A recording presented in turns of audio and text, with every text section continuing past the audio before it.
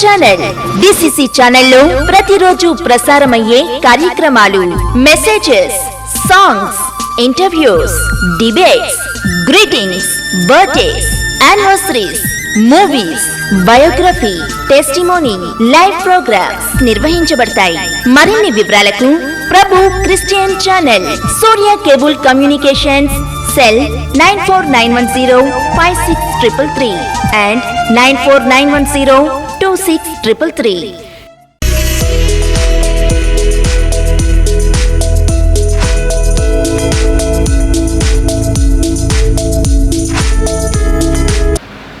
ఈరోజు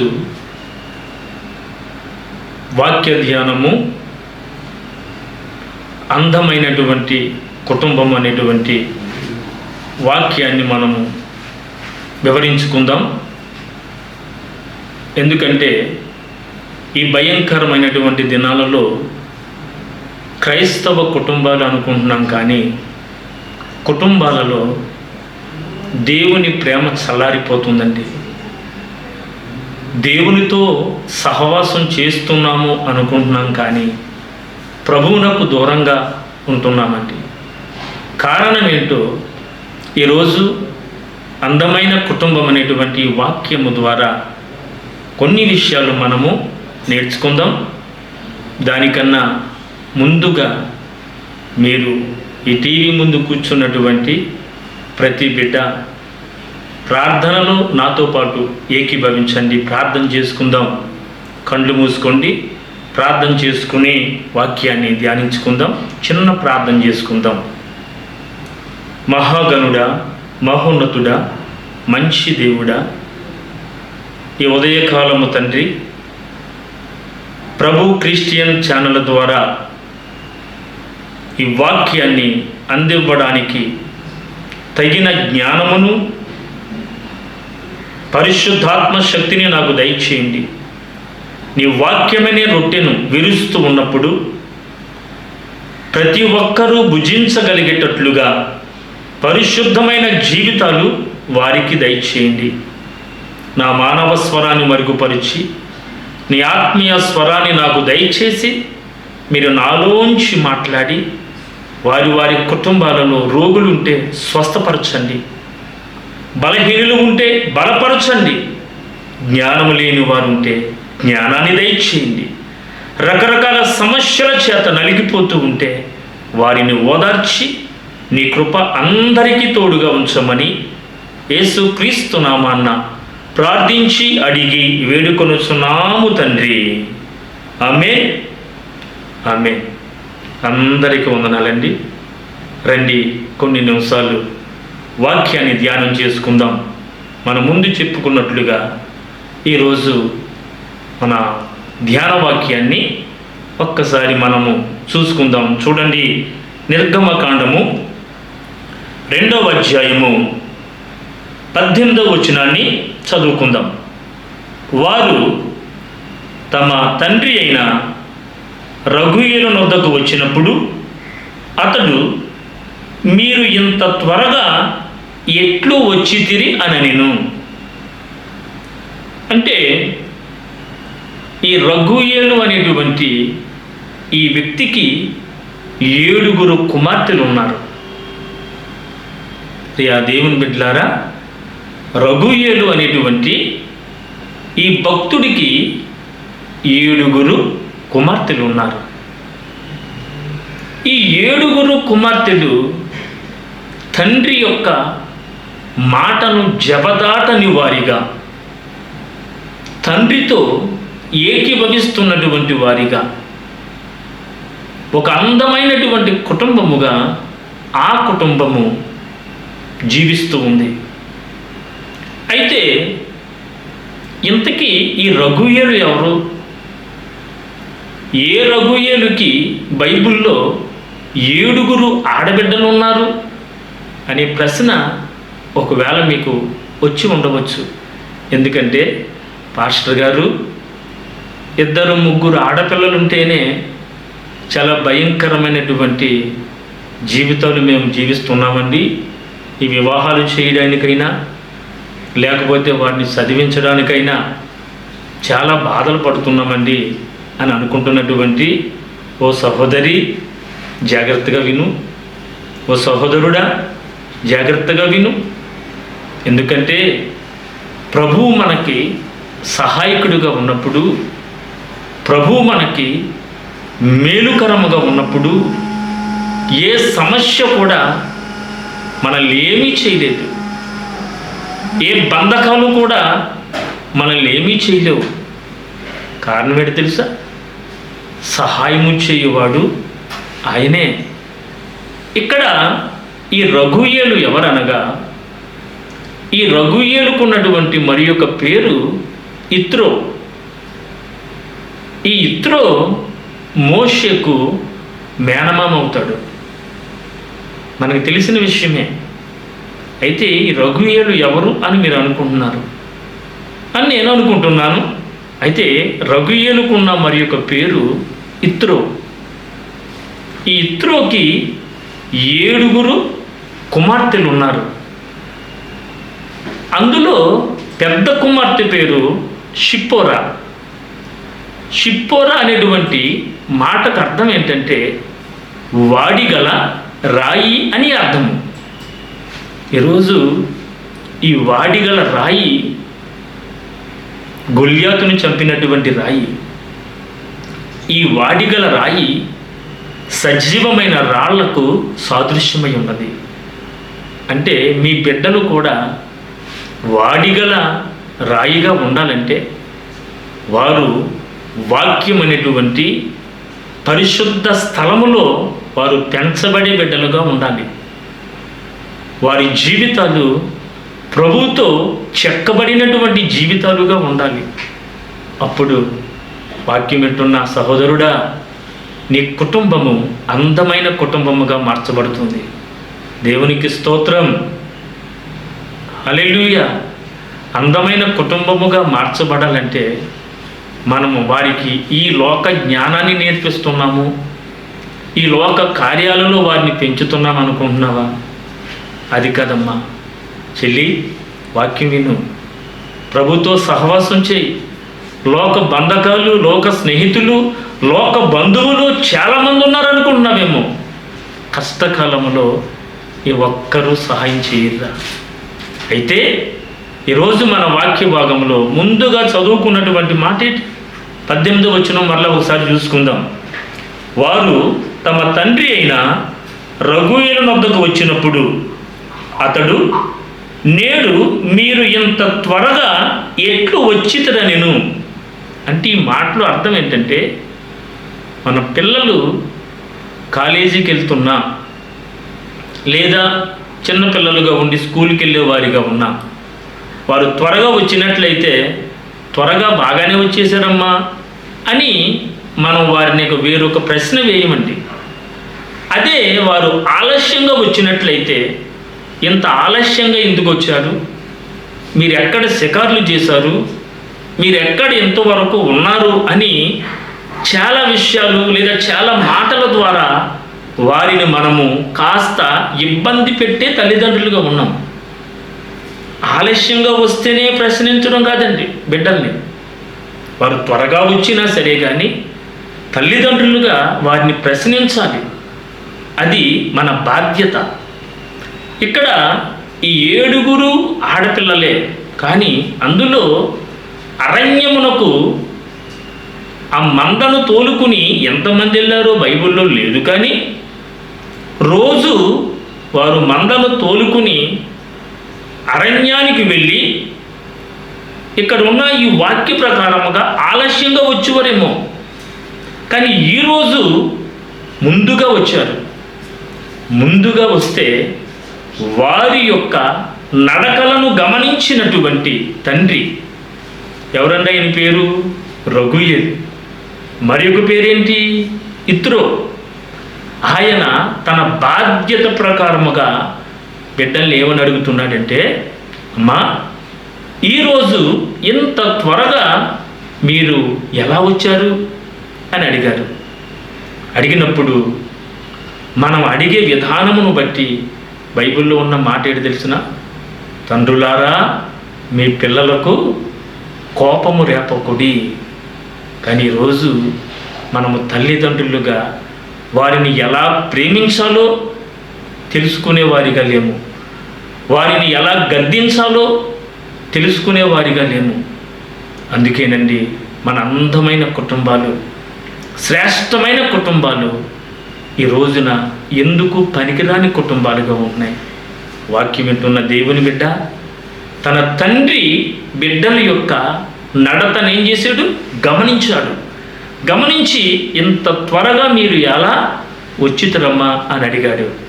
అప్పుడు తన కుమార్తె ఏమంటాం తెలుసునా? అందుకు వారు, ఐగుప్తీయుడొకడు మంద కాపురుల చేతిలో నుండి మమ్మును తప్పించి వడిగా నీళ్లు చేది మన మందకు పెట్టెననగా. చూసారా? కుమార్తె షిప్పోరా తండ్రితో మాట్లాడుతుందమ్మా. ఏమని తెలుసా? నాన్న, ఈరోజు మేము త్వరగా రావడానికి గల కారణం ఏంటంటే ఐగుప్తీయుడు ఒకడు మన మందను వడిగా ముందుకు నడిపించి, అంటే వడిగా అంటే త్వరగా ముందుకు నడిపించి అన్ని మందల కన్నా ముందు మన మందకు నీళ్లు తోడిపోసి వాటి దాహాన్ని త్వరగా తీర్చాడు నాన్న. అంటే మాకు సహాయము చేశాడు, అందుకే మేము త్వరగా వచ్చాము. అంటే దీన్ని బట్టి మనకు అర్థం అవ్వాల్సిన విషయం ఏంటంటే తండ్రిగా తన బాధ్యతను తెలియజేశాడు. అప్పుడు పిల్లలుగా వారు ఎందుకు ముందుగా వచ్చారో తండ్రికి తెలియజేశారు. ఇదే బైబిల్లో చూస్తే నిప్పు కోడి అనేటువంటి ఒక జీవి ఉంది. ఆ నిప్పు కోడి గుడ్లు పెట్టిన తర్వాత నేలలో గొయ్యి తీసి ఆ గోతిలో కప్పెట్టి దాని మీద మట్టేసేస్తుందట నిప్పు కోడి. అంటే ఏంటి తెలుసా? నా గుడ్లు ఏ మనుష్యుడు తొక్కకూడదు, నా గుడ్లు ఏ పక్షులు కూడా ఎత్తిపోకూడదు అనేటువంటి ఉద్దేశంతో ఆ నిప్పు కోడి దేవుడిచ్చినటువంటి శ్రేష్టమైనటువంటి ఆ ఫలములు లేదా బహుమానములను భూమిలో కప్పెట్టేస్తుంది. తద్వారా ఆ నిప్పు కోడికి ప్రయోజనమేమీ లేదు. కానీ అదే బైబిల్లో చూసినట్లయితే పక్షిరాజు అనేటువంటి ఒక శ్రేష్టమైనటువంటి పక్షి ఉంది. ఈ పక్షిరాజు ఏం చేస్తున్నాడు? మనము చూసుకున్నట్లయితే ప్రియా దేవుని బిడ్డలారా, దేవుని వాక్యములో మరి ద్వితీయోపదేశ కాండములో మనం చూసుకున్నట్లయితే అండి, ఆ ద్వితీయోపదేశ కాండము 32వ అధ్యాయము 11వ వచనం ఒకసారి చదవండి, మనం చూసుకుందాం. 32వ అధ్యాయము 11వ వచనంలో మనం చూసినట్లయితే పక్షిరాజు తన గూడు రేపి తన పిల్లల పైన అల్లాడుచు రెక్కలు చాపుకొని వాటిని పట్టుకొని తన రెక్కల మీద వాటిని మోయునట్లు యెహోవా వానిని నడిపించెను. అంటే మీకు అర్థమైంది అనుకుంటున్నాను. ఈ పక్షిరాజు చేసే మొదటి పని ఏంటి తెలుసా? పక్షిరాజు గుడ్లు పెట్టకుండగానే ఆ గుడ్లను దాయడానికి ముందు ఒక గూడు ఏర్పాటు చేసుకుంటుందట. ఆ గూడు ఏర్పాటు చేసి ఎప్పుడైతే ఈ పక్షిరాజు గుడ్లు పెట్టే సమయం వచ్చిందో ఆ గూటిలోనికి వెళ్ళి ఆ గుడ్లు గూట్లో పెట్టిన తర్వాత అండి కొన్ని దినాలు గడిచిన తర్వాత ఆ గుడ్లలో నుంచి పిల్లలు బయటకు వస్తున్నప్పుడు వాక్యం వింటున్న నా సహోదరుడా, వాక్యం వింటున్న నా సహోదరి, గర్భఫలము యెహోవా ఇచ్చు బహుమానము. దేవుడు మాకు ఈ బహుమానాన్ని ఇచ్చాడు అనుకుంటున్నావు. ఆ బహుమానాన్ని ఎలా పెంచుతున్నావు? ఏలీ కుమారుల వల్లే పెంచుతున్నావా? ఏలీ కుమారులు బైబిల్లో ఏమైపోయారు? ఓప్నీసు, ఫినెహాసు అనబడిన వారు. జాగ్రత్త సుమా, నీ కుటుంబము అందమైన కుటుంబముగా ఉండాలని దైవ సేవకుడిగా నీ కుటుంబము దీవెనకరముగా ఉండాలని ఈ ప్రభు క్రిస్టియన్ ఛానల్ ద్వారా దైవ సేవకుడిగా వాక్యము ద్వారా మీ కుటుంబాలలోనికి వస్తూ ఉన్నాను. వాక్యం వినండి, ప్రభుతో సహవాసం చేయండి, అటు ఇటు తిరగొద్దు. ఎందుకంటే మన కుటుంబాలు అందమైన కుటుంబాలుగా ఉండునుగాక, మన కుటుంబాలు ఆశీర్వాదకరమైన కుటుంబాలుగా ఉండునుగాక, మన కుటుంబాలు క్షేమకరమైన కుటుంబాలుగా ఉండునుగాక. అలా ఉండాలనుకున్నట్లయితే అమ్మా, దేవుడిచ్చిన ఆ బహుమానాన్ని నువ్వు గూటిలో దాచి ఆ గూటిలోనే ఉంచినట్లయితే ఆ బహుమానము ద్వారా నీకు ఫలాలేమి రావు తల్లి. నీకు ఫలాలు రావాలనుకున్నట్లయితే మన తండ్రి అంటున్నాడు, ఇక్కడ పక్షిరాజు ఏం చేసింది? గూడు రేపింది. పిల్లలు ఆ గుడ్డుల్లో నుంచి ఎప్పుడైతే బయటకు వచ్చారో, వచ్చిన తర్వాత అమ్మా మీరు బయటికి వెళ్ళొద్దమ్మా, అమ్మా మీరు లోపలే ఉండండి అమ్మా, చల్లేసేస్తుందమ్మా, ఎండ తగులుతుందమ్మా, లేకపోతే మీరు నల్లగా అయిపోతారమ్మా అని చెప్పలేదు. ఈరోజు బిడ్డలను నువ్వు ఎలా పెంచుతున్నావు? బెత్తము వాడని కుమారుడు తండ్రికి విరోధి. తల్లి ఏది చేయుట కుమార్తె చూసునో కుమార్తె కూడా అదియే చేయును. కాబట్టి నీ బిడ్డలకు క్రీస్తు ప్రేమను నేర్పించు తల్లి. క్రీస్తు ప్రేమను నేర్పించాలంటే పక్షిరాజు ఏం చేశాడు? తన గూడు రేపాడు. అంటే ఆ చిన్న బిడ్డలుగా ఉన్నటువంటి ఆ బిడ్డలు ఆ గూటిలో లేకుండా గూటిని ఏం చేసింది? చెరిపేసింది. చెరిపేసినప్పుడు ఆ పిల్లలు అనుకుని ఉండవచ్చు, మా అమ్మకు మేమంటే విరోధులుగా ఉన్నాం, మా అమ్మకు మేమంటే ప్రేమ లేదనుకుని ఆ పిల్లలు అనుకోవచ్చు. కానీ ఆ తల్లి ఆ పిల్లల్ని ఎంతగా ప్రేమిస్తుందో మనం అర్థం చేసుకోవాలి. ఎందుకంటే ప్రభువు దృష్టిలో మనం అందరం కూడా బిడ్డలను బెత్తముతో వారిని క్రమశిక్షణలో పెంచే వారిగా ఉండాలి. అప్పుడు మన కుటుంబాలు అందమైన కుటుంబాలు అవుతాయి తల్లి. అయితే ఎప్పుడైతే గూడు రేపిందో ఆ పిల్లలు అరుచుకుంటూ క్రిందకు వచ్చేస్తూ ఉన్నాయి. క్రిందకు వచ్చేసి ఎగరగలిగినవి ఎలా ఎగరాలో నేర్చుకున్నాయి. కానీ ఎగరలేనివి క్రింద పడిపోతూ ఉంటే తల్లి అయినటువంటి పక్షిరాజు ఆ బిడ్డల దగ్గరకు వచ్చి వాటిని రెక్కల మీద ఎక్కించుకుని వాటికి ఎగరడం నేర్పిస్తుంది. అవి పడిపోకుండా ఆ తల్లి వాటిని కాపాడుకుంటుంది. అలాగే మన బిడ్డల యొక్క నడవడిక తల్లిదండ్రులుగా మనము గమనించి క్రీస్తు అనేటువంటి పక్షిరాజు యొక్క రెక్కల నీడలోనికి వారిని మనము తీసుకుని వచ్చామనుకో, మన కుటుంబాలు అందమైన కుటుంబాలుగా ఉంటాయిరా. మన కుటుంబాలు ఆశీర్వాదకరమైన కుటుంబాలుగా ఉంటాయి. ఎందుకంటే నీ బిడ్డలను దేవుడు లోకములో ఉన్నవారి కంటే ఉన్నతమైన వారిగా దీవించునుగాక. అలా దీవించాలనుకున్నట్లయితే బిడ్డల యొక్క నడతను గమనించాలి. ఇక్కడ రఘుయేలు అదే అడుగుతున్నాడు. ముందు ఏమడిగాడు? అమ్మా, ఇంత త్వరగా మీరు ఎలా వచ్చి ఉన్నారు అని అడిగాడు. కుమార్తె ఏం చెప్తుంది?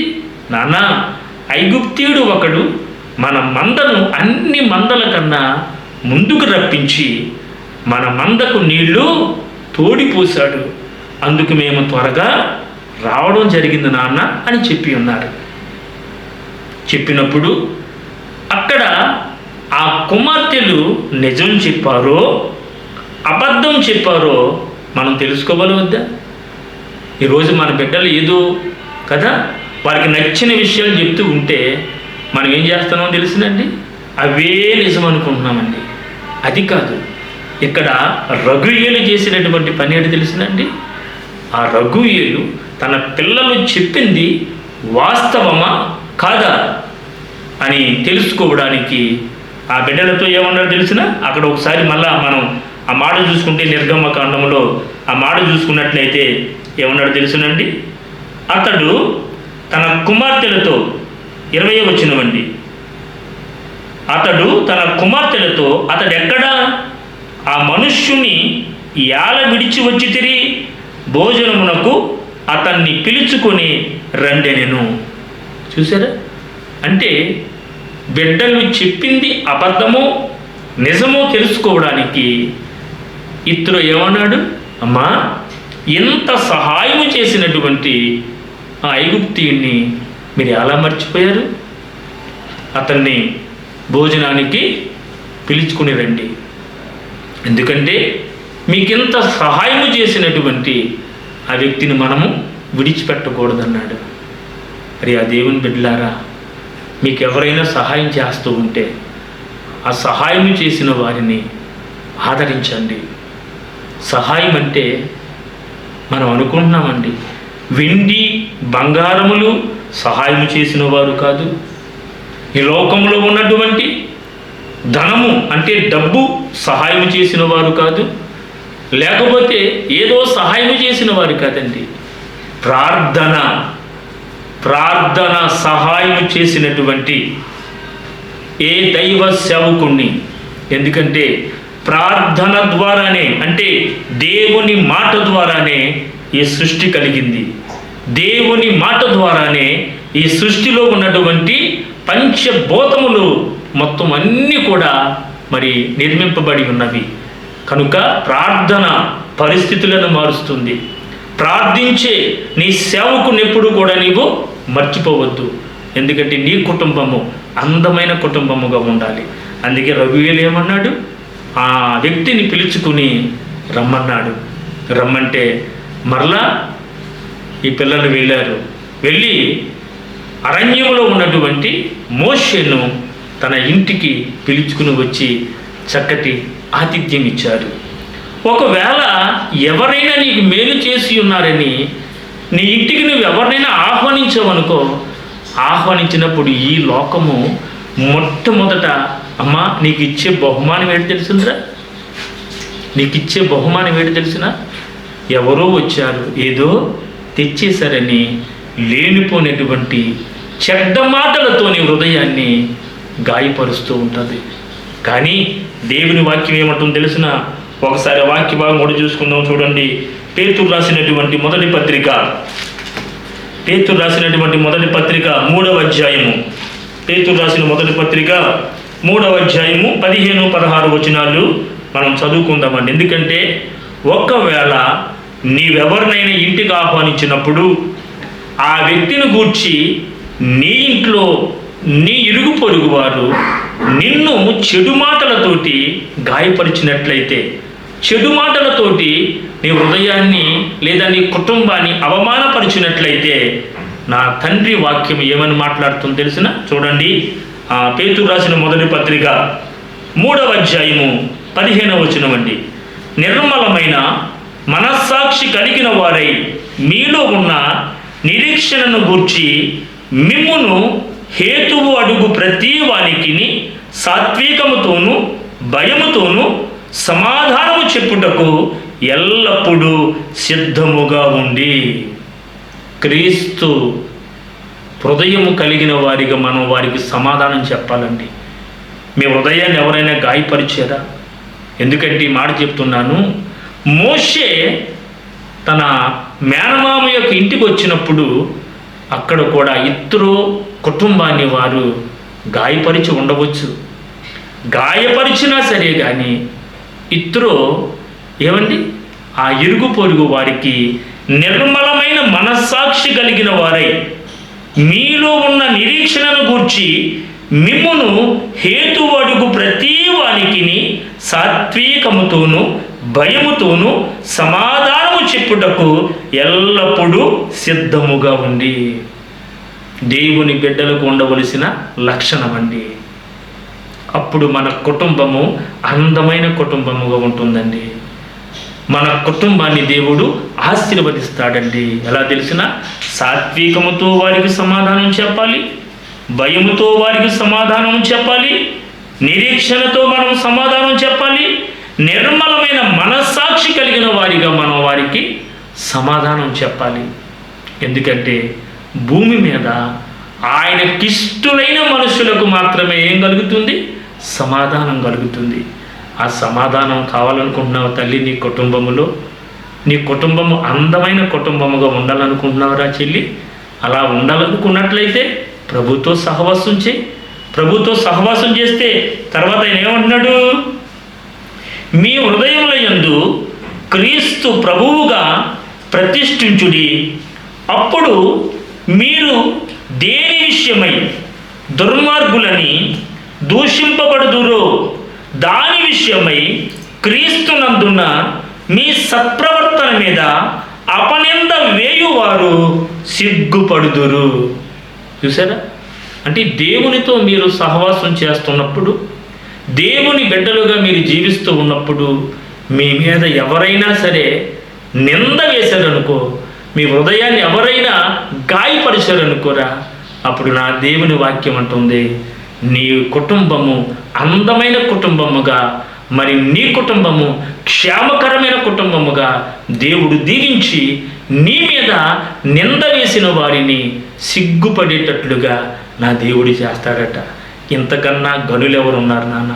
ఇంతకన్నా గొప్పవారు ఎవరున్నారా? ఇంతకన్నా ప్రేమను చూపించేవారు ఎవరున్నారు బాబు? కాబట్టి మన కుటుంబాలు అందమైన కుటుంబాలుగా ఉండాలి. దైవ సేవకుడిగా ప్రభువు నాతో మాట్లాడిన వాక్యం మీరు విని ఉన్నారు కాబట్టి మీ కుటుంబాలు ఈ ప్రభు క్రిస్టియన్ ఛానల్ ద్వారా దీవించబడాలని, అలాగే దేన సేవకుడు నా పేరు కె డేవిడ్ రాజు, మరి నేను పిఠాపురము, అగ్రహారము, అలాగే మరి రాయవరము, తుని పరిసర ప్రాంతాలలో దేవుని వాక్యాన్ని అందిస్తూ ఉన్నాను. నా గురించి కూడా మీరు ప్రార్థన చేయండి. మీ గురించి నేను ప్రార్థన చేస్తాను. మీకు సమస్యలు ఉన్నట్లయితే మరి క్రింద ఉన్నటువంటి నా నెంబర్కు ఫోన్ చేయండి. తప్పనిసరిగా నేను మీ గురించి ప్రార్థన చేసి మీ కుటుంబాలలో క్రీస్తు ప్రేమలో నడిపించడానికి సిద్ధపడుతూ ఉంటాను. దేవుడు తన పరిశుద్ధ వాక్యము మనందరి వినికుల్లో దీవించునుగాక. ఆమేన్, ఆమేన్. ప్రార్థన చేసుకుందామండి. మహాగణుడా, మహోన్నతుడా, మంచి దేవుడా, ఈ ప్రభు క్రిస్టియన్ ఛానల్ ద్వారా ప్రభువా అందమైన కుటుంబం అనేటువంటి వాక్యము మాకు వినిపించి ఉన్నావు. మా కుటుంబములన్నీ కూడా మార్పు పొంది అయా ఈ ప్రభు క్రిస్టియన్ ఛానల్ ఇంకా దేదీప్యమానముగా సాగేటట్లుగా మీరు ఆశీర్వదించి వాక్యం చెప్పినటువంటి దైవ సేవకులను కూడా దీవించమని మా ప్రభువును రక్షకుడైనటువంటి యేసుక్రీస్తు నామాన్న ప్రార్థించి అడిగి వేడుకొనుచున్నాము తండ్రి. ఆమేన్, ఆమేన్, ఆమేన్.